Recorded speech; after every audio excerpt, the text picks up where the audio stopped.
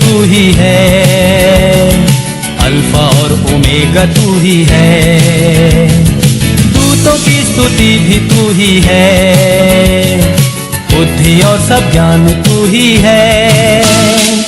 यीशु तू महान है, यीशु तू अच्छा है, यीशु तू जिंदा है, यीशु तू धन्य है, दूतों की स्तुति भी तू ही है, बुद्धि और सब ज्ञान तू ही है, राजाओं का राजा तू ही है, प्रभुओं का प्रभु तू ही है, यीशु तू महान है, यीशु तू अच्छा है, यीशु तू जिंदा है, यीशु तू धन्य है।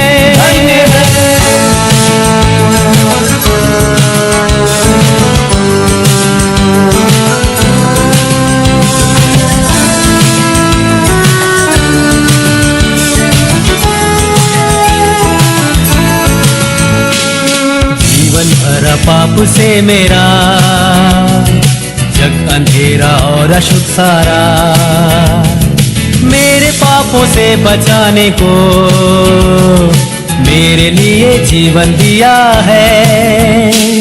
यीशु तू महान है, यीशु तू अच्छा है, यीशु तू जिंदा है, यीशु तू धन्य है, दूतों की स्तुति भी तू ही है, बुद्धि और सब ज्ञान तू ही है, राजाओं का राजा तू ही है, प्रभुओं का प्रभु तू ही है, यीशु तू महान है, यीशु तू अच्छा है, यीशु तू जिंदा है, यीशु तू धन्य है।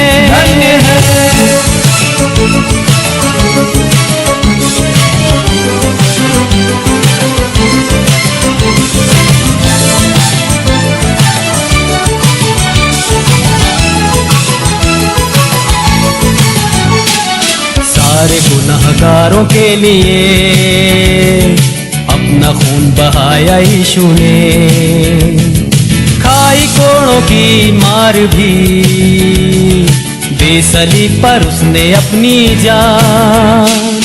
यीशु तू महान है, यीशु तू अच्छा है, यीशु तू जिंदा है, यीशु तू धन्य है, दूतों की स्तुति भी तू ही है, बुद्धि और सब ज्ञान तू ही है, राजाओं का राजा तू ही है, प्रभुओं का प्रभु तू ही है, यीशु तू महान है, यीशु तू अच्छा है, यीशु तू जिंदा है, यीशु तू धन्य है।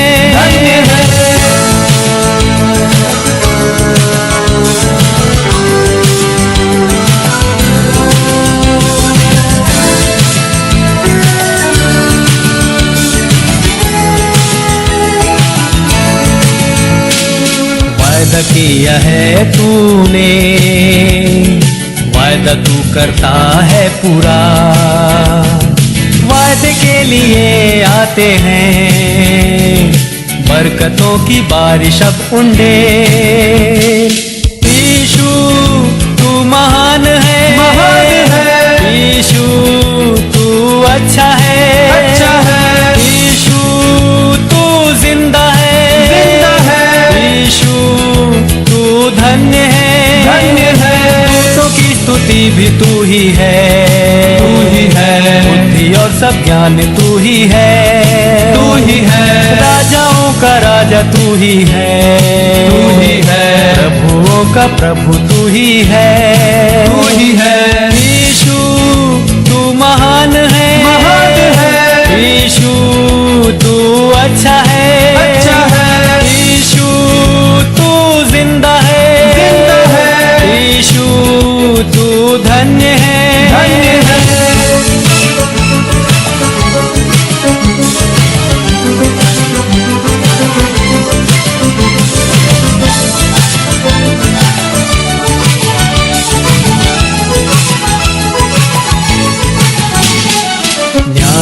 करने आने वाला है, न्याय के साथ राज करने को।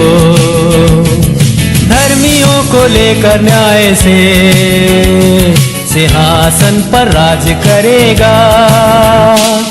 यीशु तू महान है, यीशु तू अच्छा है, यीशु तू जिंदा है, यीशु तू धन्य है, दूतों की स्तुति भी तू ही है, बुद्धि और सब ज्ञान तू ही है, राजाओं का राजा तू ही है, प्रभुओं का प्रभु तू ही है, यीशु तू महान है, यीशु तू अच्छा है, यीशु तू जिंदा है, यीशु तू धन्य है, दूतों की स्तुति भी तू ही है, बुद्धि और सब ज्ञान तू ही है, राजाओं का राजा तू ही है,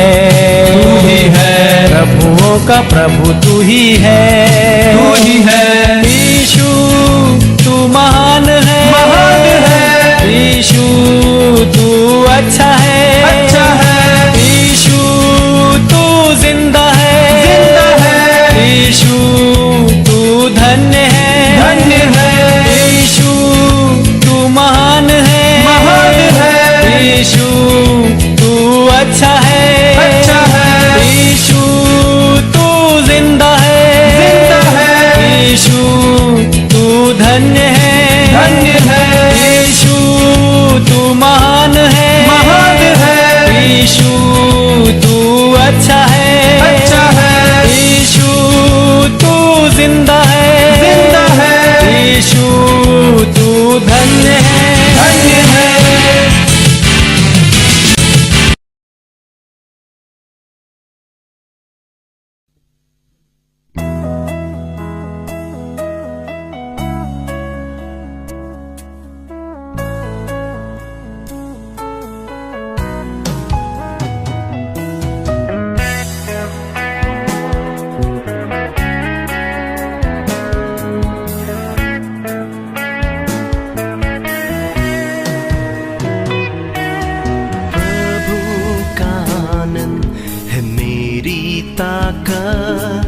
संसार में यीशु है मेरी ताकत, प्रभु का आनंद है मेरी ताकत, संसार में यीशु है मेरी ताकत, वो मेरा आनंद हर एक दिन में, वो मेरा सहारा है,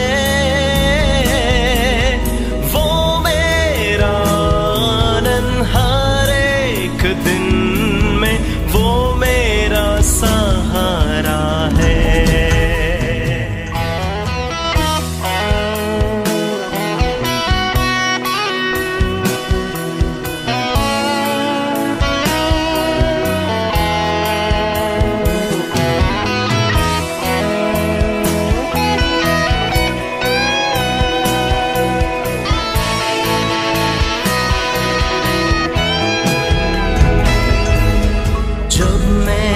सोचा कि अकेला हूँ, तब प्रभु यीशु ने मुझसे कहा, जब मैंने सोचा कि अकेला हूँ, तब प्रभु यीशु ने मुझसे कहा, संसार के अंत तक साथ रहने वाला मैं तेरे साथ हूँ,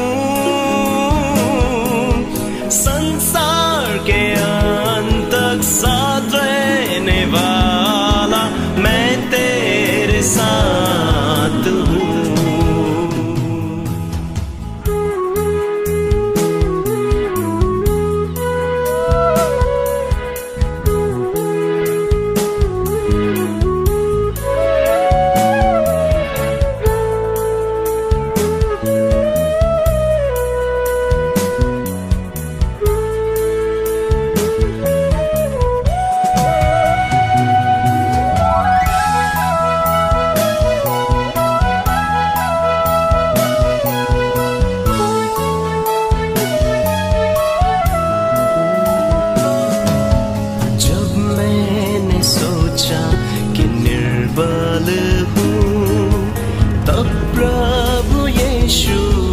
मुझसे कहा, जब मैंने सोचा कि निर्बल हूँ, तब प्रभु यीशु ने मुझसे कहा, शक्ति देने वाला, सामर्थ देने वाला, मैं तेरे साथ हूँ।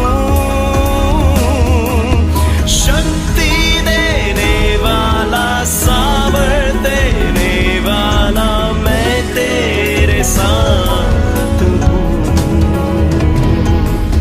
Hallelujah, hallelujah, hallelujah, hallelujah, hallelujah, hallelujah.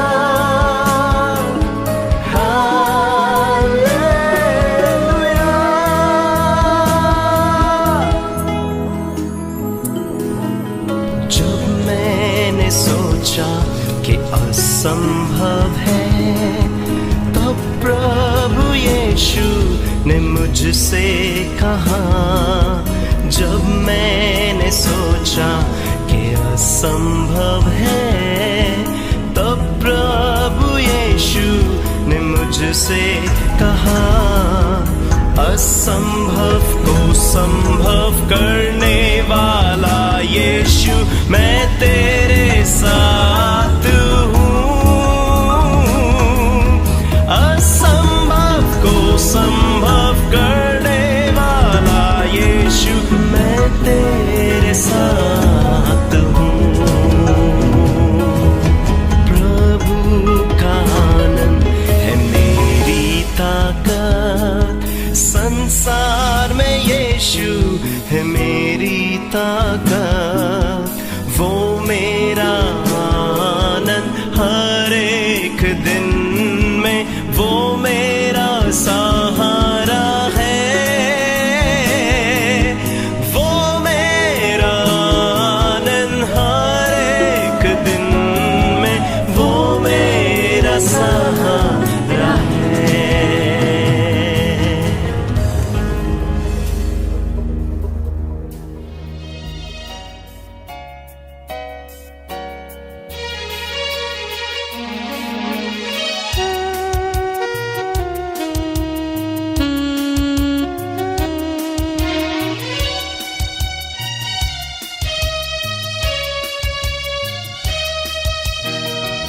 भरपूर जीवन तेरे लिए, भरपूर जीवन तेरे लिए यीशु लाया है, तेरे लिए भरपूर जीवन तेरे लिए।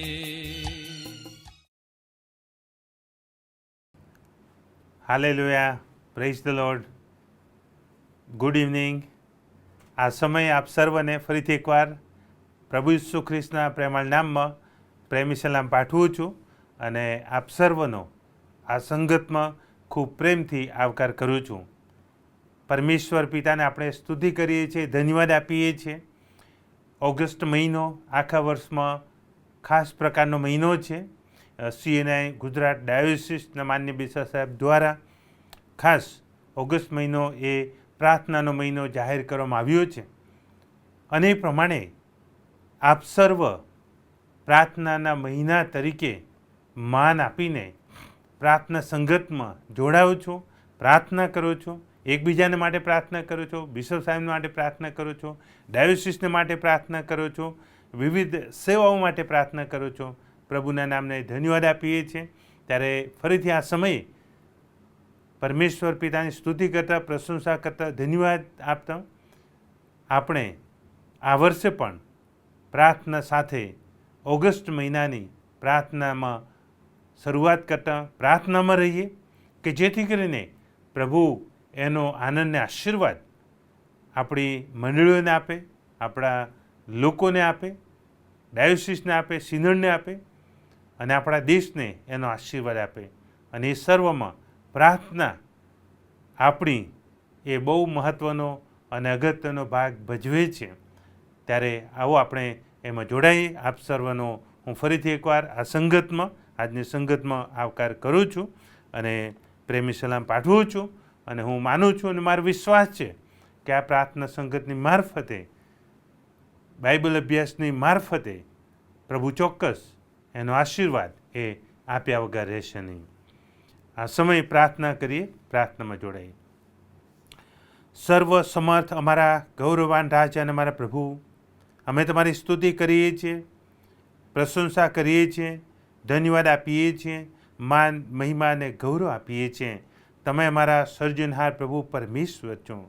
તમે એમને બનાવ્યા છે એ માટે કે અમે તમારી સ્તુતિ કરીએ, પ્રશંસા કરીએ, મહિમા, ગૌરવ તમને આપીએ અને તમારી આગળ નમી જઈએ, તમારો આભાર માનીએ અને તમારી આગળ અમે પ્રાર્થના કરીએ. પરમેશ્વર પિતા, ઓગસ્ટ મહિનો એ અમારા માટે ખૂબ અગત્યનો મહિનો છે, કારણ કે પ્રાર્થનાનો મહિનો જાહેર કરવામાં આવ્યો છે. તો વધારે પ્રાર્થના કરવા સંબંધી અમે અભ્યાસ કરીએ એટલું જ નહીં, પણ અમે મેક્ઝિમમ વધારે પ્રાર્થનામાં રહીએ કે જેથી કરીને એ દ્વારા પિતા અમે તમારી નિકટતાનો અનુભવ કરીએ, તમારી સંગતનો અનુભવ કરીએ અને તમારો મહિમા કરવી થવા દો. મુજબલ પાત્રને પણ તમારું વચન પ્રગટ કરવાને, બાઇબલમાંથી, પવિત્ર શાસ્ત્રમાંથી પ્રાર્થના આધારિત વચન અને મનન કરવાને માટે તમારી કૃપા આપો કે જેથી કરીને પ્રભુ અમે વચન સમજીને તમારામાં પ્રાર્થનામાં દ્રઢતાથી લાગુ રહીએ અને તમને એકલાને મહિમા, માનને ગૌરવ આપીએ એવું તમે થવા દો. મુજબલ પાત્રને સહાય કરો, સાંભળનારા પ્રત્યેકને તમે સ્પર્શ કરો. પ્રભુ પવિત્ર આત્મા દ્વારા તમે આચ્છાદન કરો, ઈસુના રક્તથી તમે કવર કરો, તમારી હાજરીથી વેષ્ટિત કરો અને પ્રભુ જેથી કરીને વચનની મારફતે, આ સંગતની મારફતે પ્રભુ અમે તમારી હાજરી અનુભવતો તમારો મહિમા કર્યો તમે થવા દો. અમારી આ પ્રાર્થના અમારા ઉદ્ધારક સ્વામી ઈસુ ખ્રિસ્ત પ્રભુ દ્વારા સાંભળો. આમેન.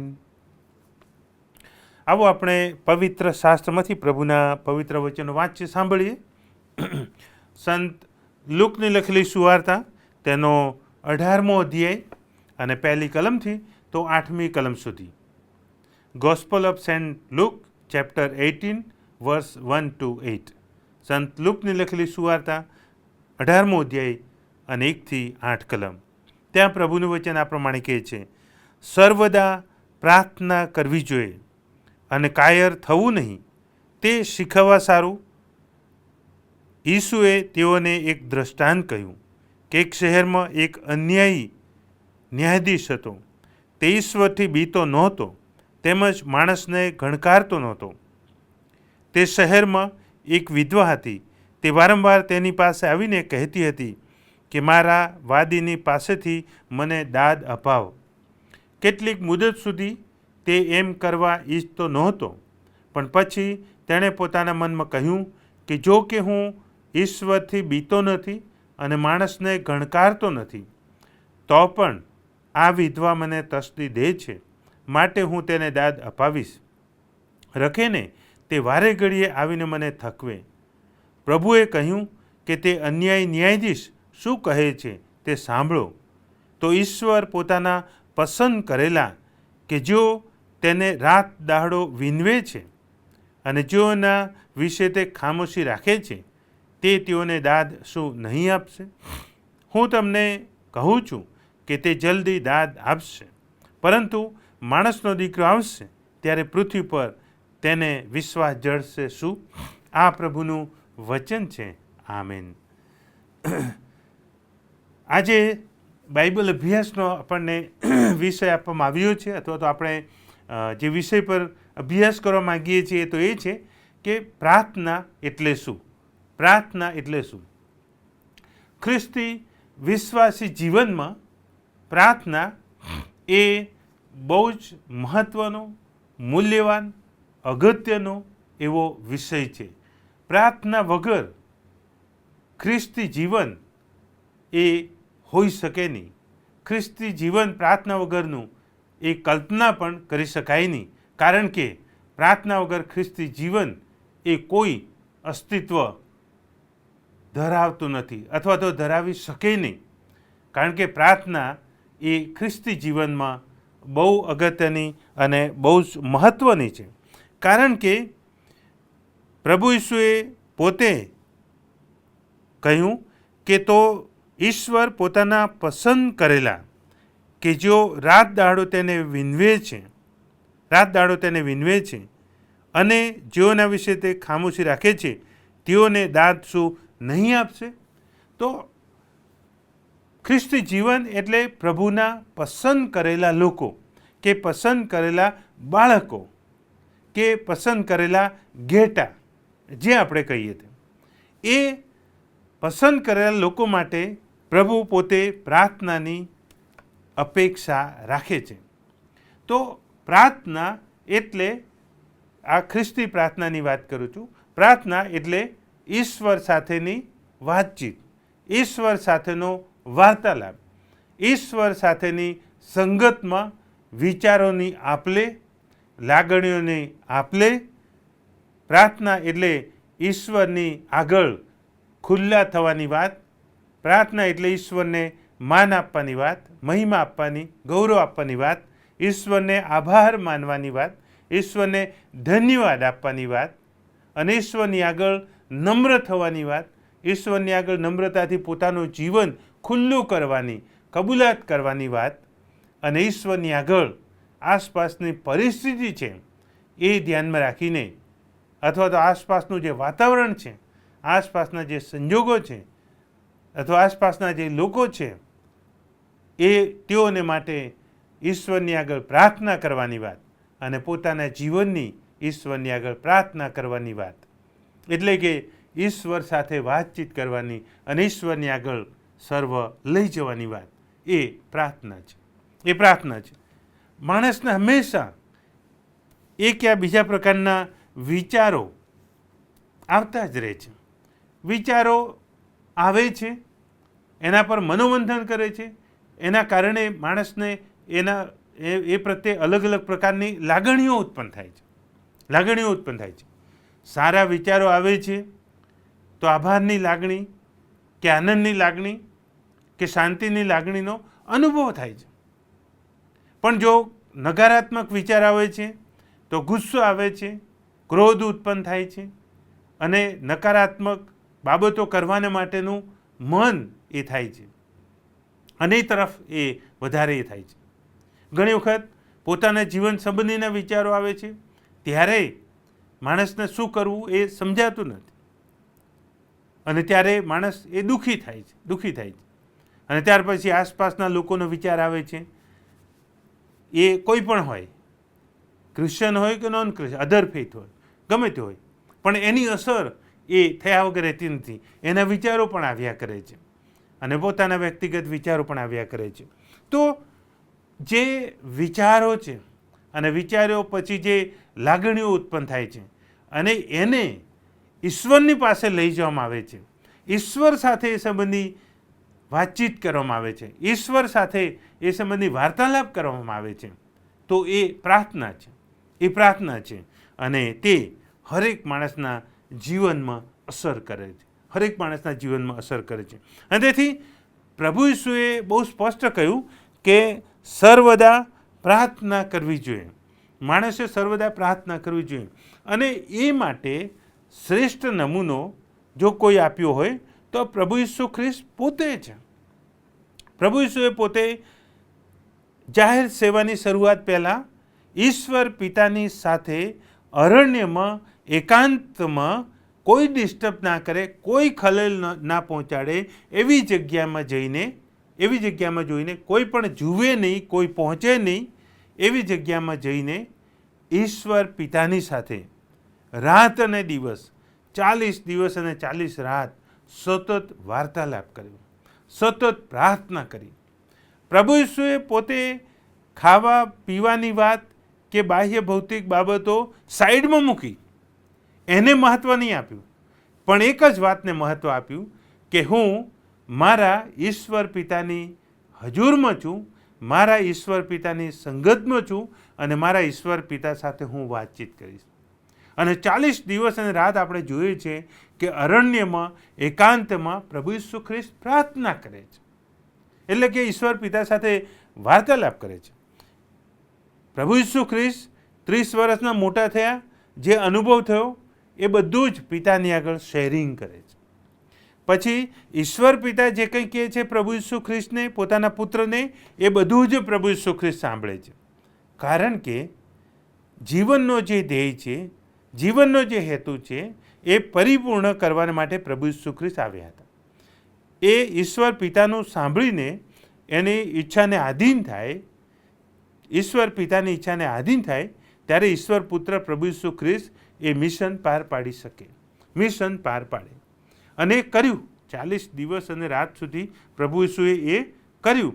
એટલું જ નહીં, પણ બીજી જગ્યાએ પણ આપણે જોઈએ છે કે પ્રભુ ઈસુ ખ્રિસ્ત લુક 6:12 કે પહાડ પર ગયા એકાંતમાં અને આખી રાત પ્રાર્થનામાં કાઢી, અને ત્યાર પછી સવારે 12 શિષ્યોને પસંદ કર્યા. એટલે કે આખી રાત ઈશ્વર પિતાની પાસે પ્રાર્થના કરી કે પિતા મને શું કહે છે અને પિતાની આગળ હું શું લઈ જઉં છું. એટલે પ્રાર્થના એ કહેવાનો મતલબ છે, પ્રાર્થના એ ઈશ્વર પિતા સાથેનો વાર્તાલાપ છે. અને પ્રભુ ઈસુમાં આપણે ઈશ્વર પિતાની એ સંગત માણી શકીએ છીએ. કારણ કે પ્રભુ ઈસુએ કહ્યું કે મારા નામથી, મારા નામે પિતાની પાસે તમે જે કંઈ માગશો તે હું કરીશ. તમે મારા વચનમાં રહો અને મારું વચન તમારામાં રહે તો તમે ચાહો તે માગો એટલે હું કરીશ. તો પ્રભુ ઈસુએ વચન તો આપ્યું કે તમે પ્રાર્થના કરો પિતાને. કોના નામે? પ્રભુ ઈસુ ખ્રિસ્ત નામે. એટલે પ્રભુ ઈસુ ખ્રિસ્તનું નામ સાઈડ કરીને આપણે પ્રાર્થના કરી શકતા નથી. એ પણ આપણે બહુ સ્પષ્ટ યાદ રાખવું. એટલે પ્રભુ ઈસુ ખ્રિસ્તને આપણે વચમાં રાખીને, મધ્યસ્થ તરીકે રાખીને ઈશ્વર પિતાની સાથે આપણે સતત વાર્તાલાપમાં રહેવું જોઈએ, વાર્તાલાપ આપણે કરવો જોઈએ. તો સર્વદા એ પ્રાર્થના કરવી જોઈએ. બાઇબલ આપણને શીખવે છે પ્રાર્થના. પ્રભુ ઈસુ ખ્રિસ્ત પોતે પ્રાર્થના શિષ્યોને શીખવી, અને એમાં પ્રભુ ઈસુએ શીખવ્યું કે તમે પ્રાર્થના કરતાં તમારે બહુ બધી પ્રાર્થના કરો એના કરતાં પ્રાર્થના કરતાં તમારે કહેવું. જે માથેની સુવાર્તા તેનો 6 અધ્યાય અને 9-13 કલમમાં આપણે જોઈએ છે કે પ્રભુ ઈસુએ પ્રાર્થના શિષ્યોને કરતાં શીખ્યું. 6 અધ્યાય અને 9-13 કલમમાં ત્યાં લખ્યું કે માટે તમે આ પ્રમાણે પ્રાર્થના કરો કે ઓ આકાશમાંના અમારા બાપ. પ્રભુ ઈસુએ પ્રાર્થના શીખવી અને પ્રાર્થનાની શરૂઆત કેવી રીતે કરવી, કોને સંબોધીને કરવી, બહુ અગત્યનું છે. કે જ્યારે આપણે સંગત માણવાને જઈએ છીએ પ્રાર્થનામાં, ત્યારે કોને કેન્દ્રમાં રાખીને પ્રાર્થના કરીએ છીએ, બહુ અગત્યનું. એના પર પ્રાર્થનાની સફળતાનો આધાર રહેલો છે. અને માટે પ્રભુ ઈસુ ખ્રિસ્તે સીધું કોઈ પણ બીજું નામ આપ્યું નહીં, પણ એક જ કહ્યું કે ઓ આકાશમાંના અમારા બાપ. વ્યક્તિગત સ્પર્શ કરતી બાબત કે જ્યારે આપણે પ્રાર્થના કરીએ છીએ ત્યારે આકાશમાંનો એ આપણો પિતા, જે તમારો પિતા છે, જે મારો પિતા છે, એને આપણે પ્રાર્થના કરીએ છીએ.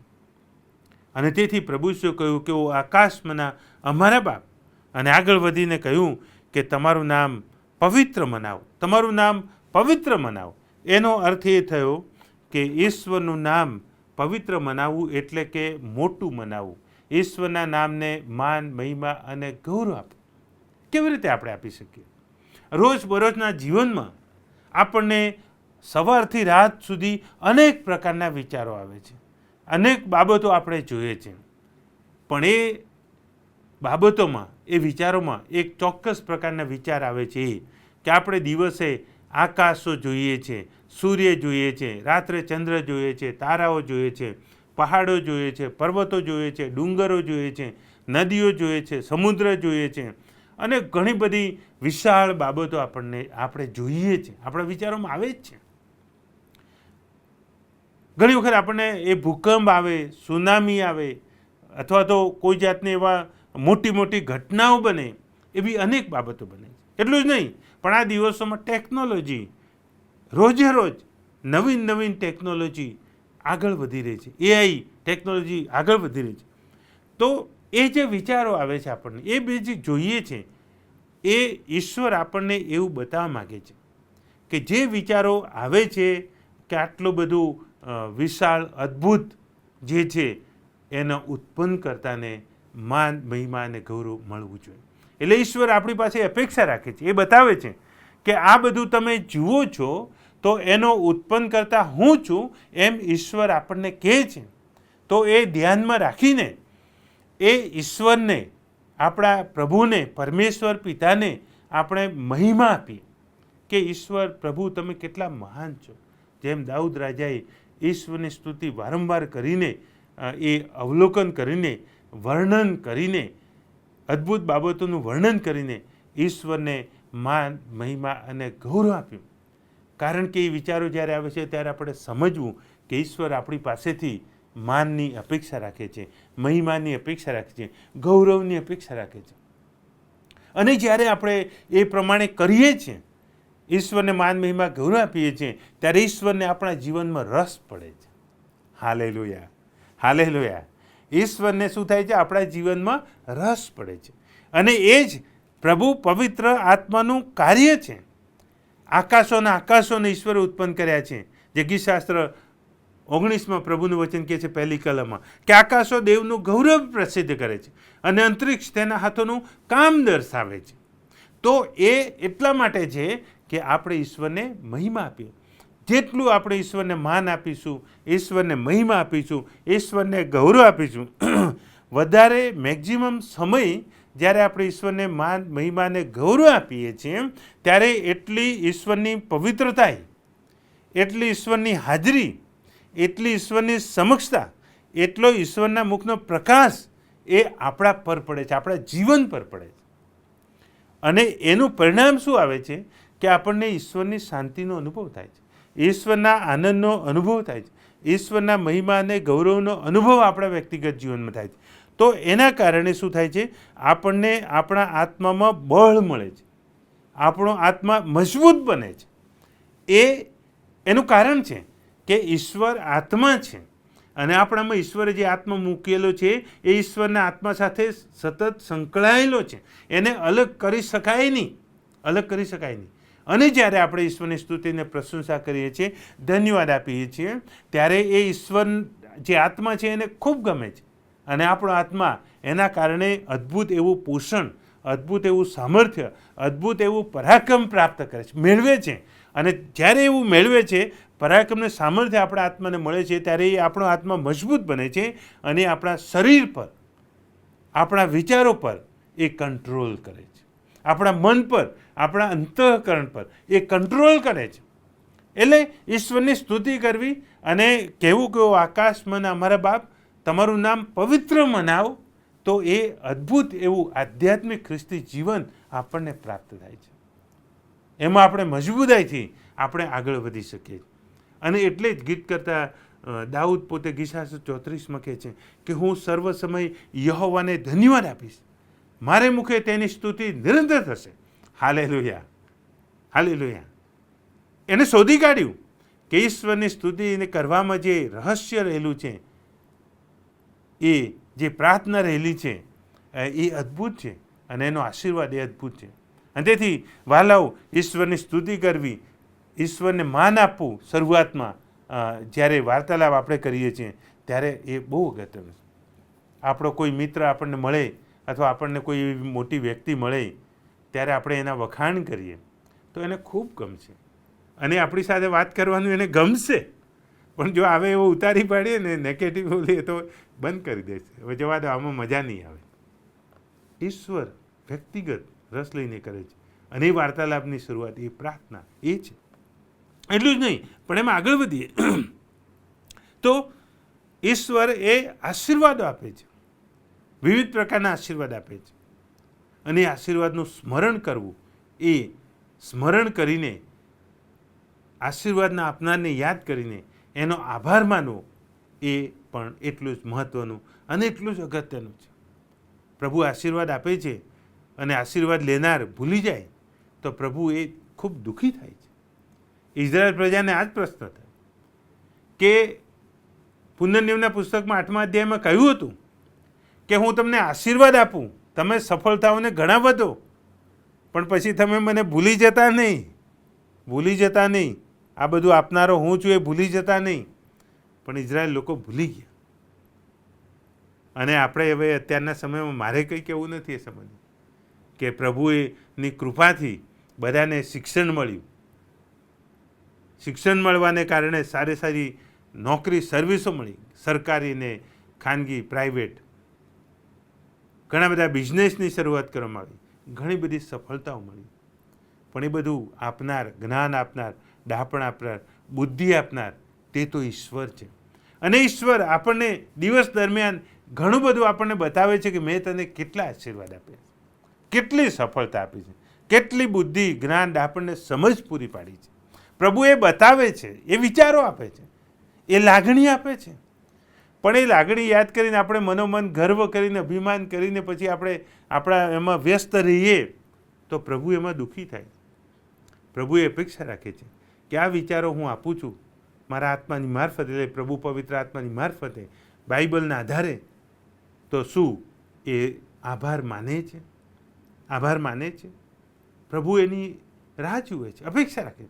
જેમ પ્રભુ ઈસુએ 10 કોઢિયાને સાજા કર્યા, એમાંથી એક અડધે રસ્તે જતાં એણે જોયું કે મને પ્રભુએ સાજો કર્યો છે, તો એ રસ્તે એ પાછો ગયો ઈસુની પાસે અને ઈસુની આગળ પગે પડીને ઈસુનું ભજન કરીને આભાર માને છે.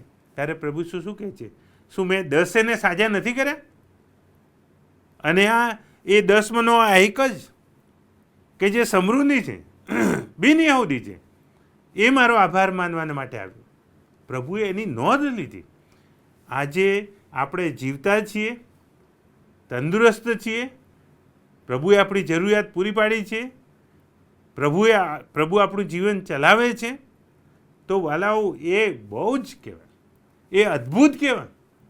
અને એ ધ્યાનમાં રાખીને પ્રભુનો આભાર માનીએ છીએ ત્યારે પ્રભુ આપણી સાથે વ્યવહાર વધારે કરે છે, પ્રભુ વધારે આશીર્વાદ આપે છે, વધુ સફળતા આપે છે. તો શું છે? જ્યારે આપણે વાર્તાલાપ કરીએ છીએ ઈશ્વરને, ત્યારે એ જે વિચારો આવે છે આશીર્વાદોના, એ ધ્યાનમાં રાખીને પ્રભુનો આભાર માનીએ છીએ. પ્રભુ કે હું કંઈ નથી, બધું જ જે છે એ તમારા તરફથી મને મળેલું છે, તમારો આશીર્વાદ છે. અને પ્રભુ હું તમારો આભાર માનું છું. એમાં ઘણી બધી બાબતો આવે, બહુ જ બધા તમામ પ્રકારના આશીર્વાદ, તમામ.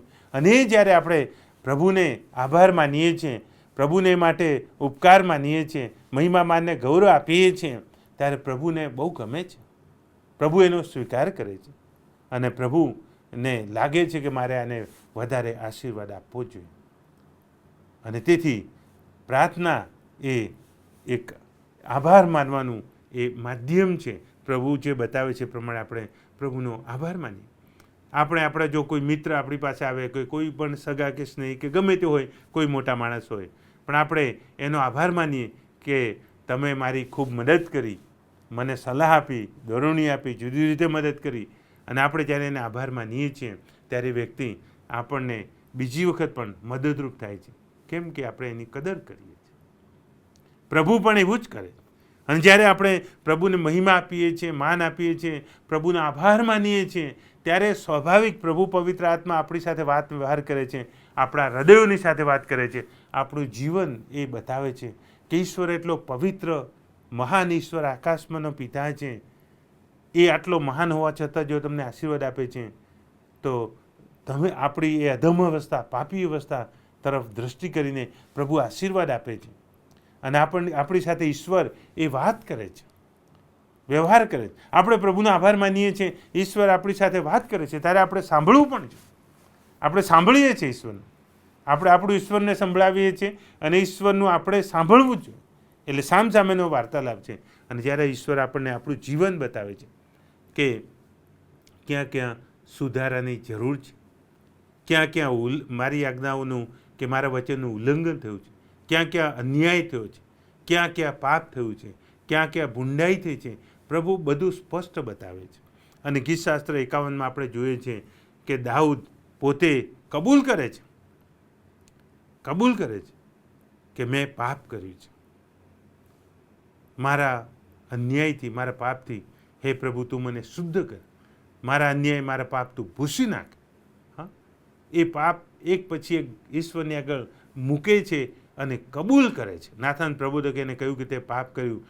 દાઉદ રાજા હોવા છતાં ઈશ્વરની આગળ જઈને, નમી જઈને એ પાપ કબૂલ કરે છે, કારણ કે પાપ એને જપવા દેતું નથી, ઊંઘવા દેતું નથી. પાપ એને સતત ડંખ્યા કરે છે. અને ત્યાર પછી એ કહે છે કે મેં મારા પાપ કબૂલ કર્યા, ત્યારે તે મારા પાપ માફ કર્યા. અને જ્યારે માફીનો અનુભવ થાય છે ત્યારે શાંતિનો અનુભવ થાય છે. દુનિયાનો કોઈ પણ વ્યક્તિ એવો નહીં હોય કે એણે પાપ કર્યું ના. રૂમી 3:23 આપણે જોઈએ છીએ કે સગળાએ પાપ કર્યું છે, સગળા દેવના મહિમા વિશે અધૂરા રહે છે. પણ સાથે 1 યોહાન 1:7 કહે છે કે જો આપણે આપણા પાપ તેની આગળ કબૂલ કરીએ તો ઈસુનું રક્ત આપણને સગળા પાપથી શુદ્ધ કરવાને વિશ્વાસતા ન્યાય છે, ઓપ્શન છે આપણી પાસે. અને પ્રભુ જ્યારે આપણને એ વિચારો લાવે છે કે આ ભૂલ થઈ છે, નમ્રતાથી કબૂલાત કરીએ છીએ, ત્યારે આપણને માફી મળે છે. એ પણ ઈશ્વર સાથે વાર્તાલાપમાં, વાતચીતમાં નમી જઈને નમ્રતાથી કબૂલ કરવાની વાત આવે છે.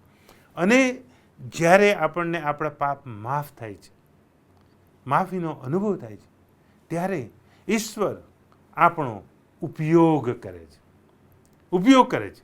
તો પ્રાર્થના એ બહુ અગત્યની, મહત્વની, ઈશ્વર સાથેની વાર્તાલાપ એ બહુ મહત્વની, અગત્યની છે. ઈશ્વરને મહિમા આપીએ, ઈશ્વરનો આભાર માનીએ, ઈશ્વરની આગળ પાપ કબૂલ કરીએ, ત્યારબાદ ઈશ્વર મધ્યસ્થી માટે આપણો ઉપયોગ કરવા માગે છે. અને આપણે જોઈએ છે કે ઇબ્રાહીમને સદોમ અને ગોમોરાનો નાશ કરવા પહેલાં ઈશ્વર કહે છે ઇબ્રાહીમને કે શું હું ઇબ્રાહીમથી એ બાબત સંતાડું? ઈશ્વરે ઇબ્રાહીમને ઉત્પત્તિ 18:17 પ્રમાણે કહ્યું કે શું હું મારા સેવક ઇબ્રાહીમથી સંતાડું? અને આપણે જોઈએ છીએ કે ઈશ્વરે ઇબ્રાહીમને બહુ સ્પષ્ટ કહ્યું 20મી કલમમાં, અને યહોવાએ કહ્યું કે સદોમ તથા ગમોરાનો બુમાટો મોટો છે અને તેઓના પાપ અઘોર છે. બુમાટો મોટો છે, તેઓના પાપ અઘોર છે. તો સદોમ અને ગમોરાના લોકો એ નાશમાં જવાના હતા. ઈશ્વર અગ્નિથી નાશ કરવાનો હતો. ઇબ્રાહીમને બતાવવામાં આવ્યું. ત્યારે ઇબ્રાહીમે શું કર્યું? ઈશ્વરની આગળ ઊભો રહીને ઈશ્વરને પ્રાર્થના કરે છે કે હે પિતા, શક્ય હોય તો તેઓને માફ કર. અને પછી આપણે જાણીએ છીએ એમાં 50 ન્યાય જડે, 40 ન્યાય જડે, 30 જડે, 20 જડે, 10 જડે. મધ્યસ્થી કરી ઇબ્રાહીમે. પણ આપણે જોઈએ છીએ કે લોત સિવાય કોઈ મળ્યો નહીં, એકે મળ્યો નહીં. અને આખરે ઈશ્વરે કહ્યું કે હું નાશ કરીશ, અને ઈશ્વરે એ પ્રમાણે નાશ કર્યો. પણ વાલાઓ, આજે આપણે પ્રાર્થના કરીએ છીએ, ઈશ્વર સાથે વાર્તાલાપ કરીએ છીએ, તો પ્રભુ આપણો ઉપયોગ કરવા માગે છે. એ માટે કે આપણી આસપાસ લોકો નાશમાં જઈ રહ્યા છે. એ લોકોને ખબર પણ નથી કે અમે ક્યાં જઈએ છીએ, શું કરીએ છીએ. જેમ નીનવેના લોકોને યુનાને કહેવામાં આવ્યું કે તે લોકો ડાબો હાથ કયો ને જમણો હાથ કયો છે જાણતા નથી. તો શું તેઓને નાશ કરવો જોઈએ? અને એની જવાબદારી યુનાને સોંપી કે તું જઈને જણાવ. પ્રભુએ આપણને જવાબદારી સોંપી છે કે આપણે પ્રાર્થના કરીએ આપણા આસપાસના લોકોને માટે, આપણા કુટુંબના માટે, આપણા આસપાસના માટે, સોસાયટીને માટે, ફ્લેટને માટે, ચાલીને માટે, આપણા ગામને માટે, આપણા નગરને માટે, આપણા શહેરને માટે, આપણા રાજ્યને માટે, આપણા દેશને માટે. આપણને ખબર છે, આપણે એક વાત જાણીએ છીએ કે નાશ નિશ્ચિત છે, અગ્નિમાં જવાના છે. આપણી ફરજમાં આવે છે એ તો એ છે કે આપણે પ્રાર્થના કરીએ. ઇબ્રાહીમે પ્રાર્થના કરી. આખરે નાશ તો થયો જ સદોમ ગોમોરાનો, પણ ઇબ્રાહીમ તો ન્યાયી ઠર્યો. કેમ? ન્યાય ઠરવાનું કારણ શું હતું? કે પ્રાર્થના કરી, એની જવાબદારી એણે અદા કરી. સાંભળવું ના સાંભળવું પ્રત્યુત્તર એ પ્રભુના હાથમાં છે. અને ત્યાર પછી આવે છે, આપણે પોતાને માટે પ્રાર્થના કરી. આપણે પોતાને માટે પ્રાર્થના કરી. એ કેવી રીતે પ્રાર્થના કરી? ગીતશાસ્ત્ર 66 અને 18 ગીત કરતા દાઉદ કહે છે કે જો હું મારા હૃદયમાં બુંડાઈ કરવાનો ઈરાદો રાખું તો પ્રભુ મારું સાંભળે જ નહીં.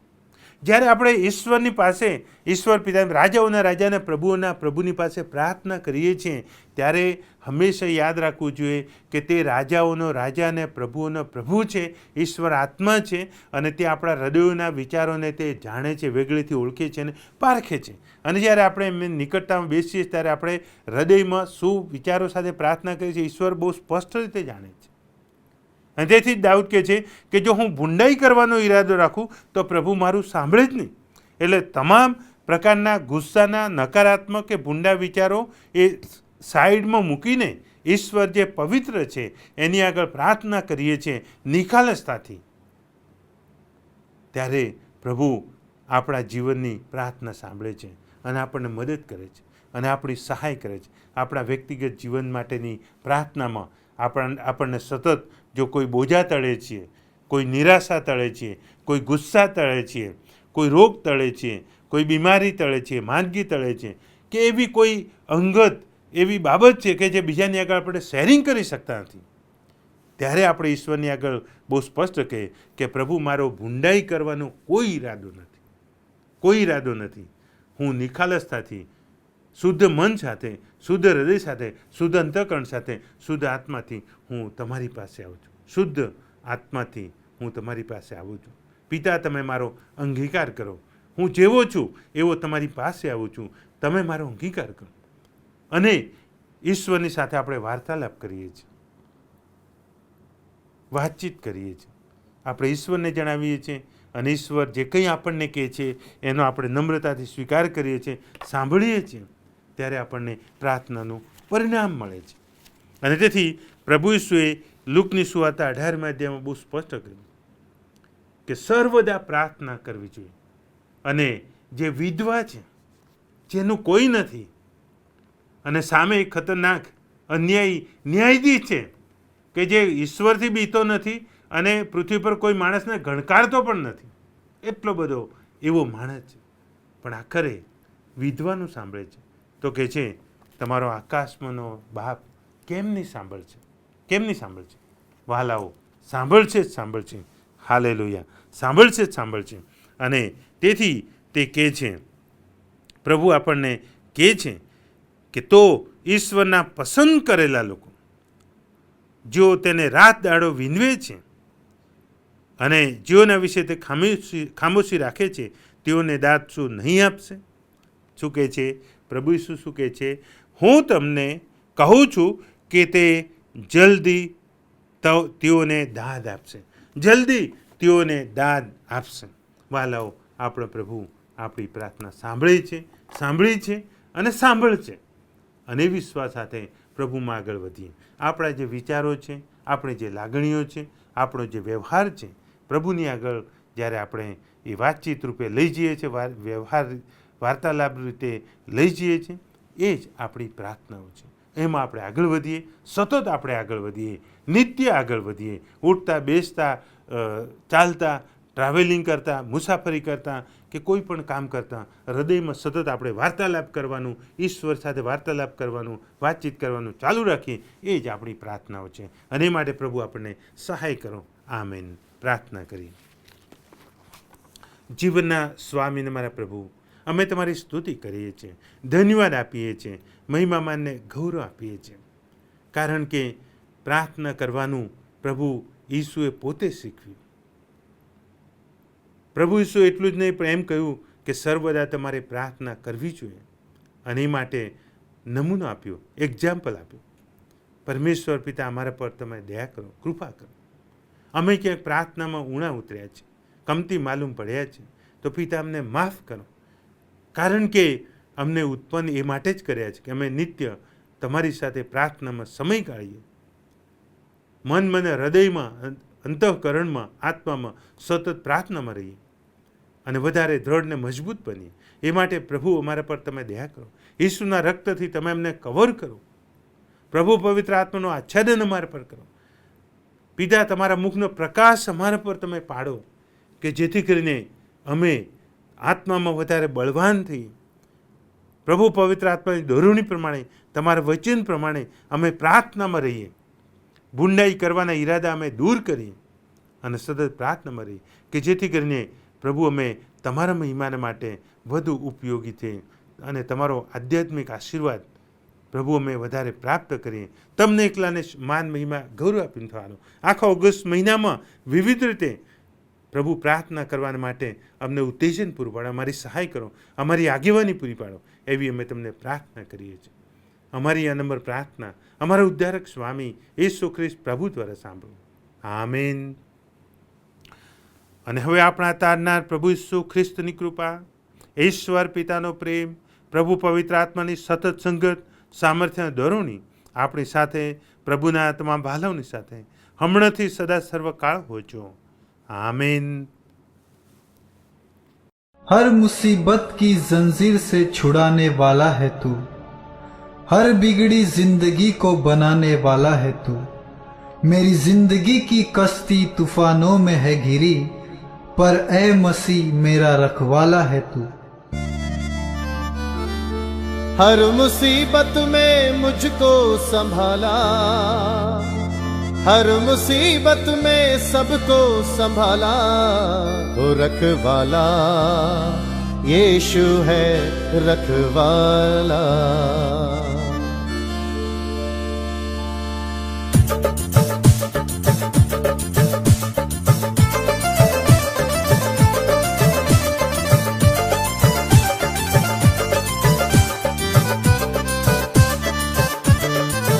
रखवाला यीशु है रखवाला, यीशु है रखवाला, रखवाला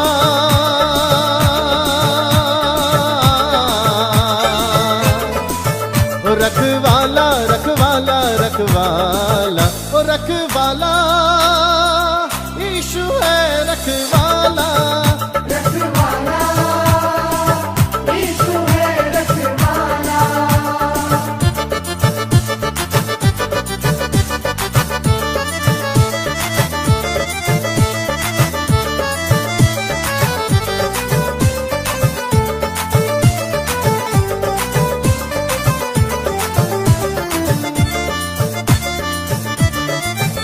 हर मुसीबत में वो काम आया मुझे, हर मुसीबत में वो काम आया मुझे, मरते मरते यीशु ने बचाया मुझे, मरते मरते यीशु ने बचाया मुझे, मरते मरते यीशु ने बचाया मुझे. रखवाला यीशु है रखवाला, रखवाला यीशु है रखवाला, रखवाला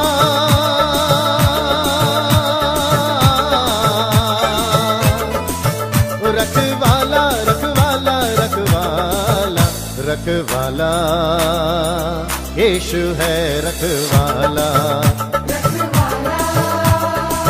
यीशु है रखवाला.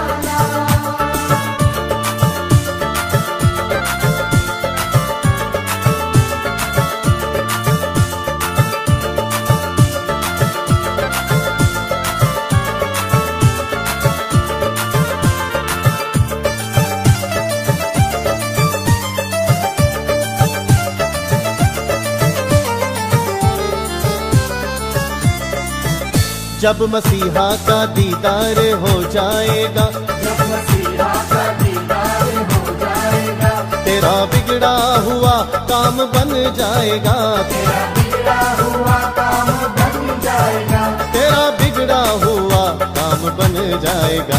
रखवाला यीशु है रखवाला, रखवाला यीशु है रखवाला, रखवाला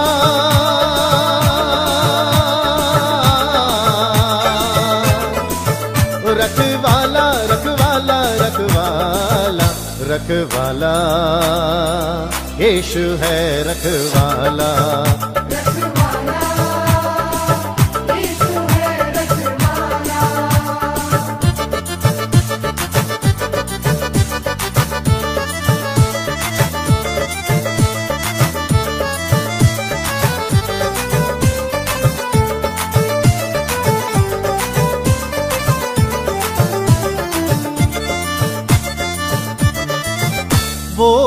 धरती का राजा वो सरकार है, वो धरती का राजा वो सरकार है, निराला मसीहा का दरबार है, निराला मसीहा का दरबार है, निराला मसीहा का दरबार है। रखवाला यीशु है, रखवाला, ओ रखवाला यीशु है, रखवाला, ओ रखवाला।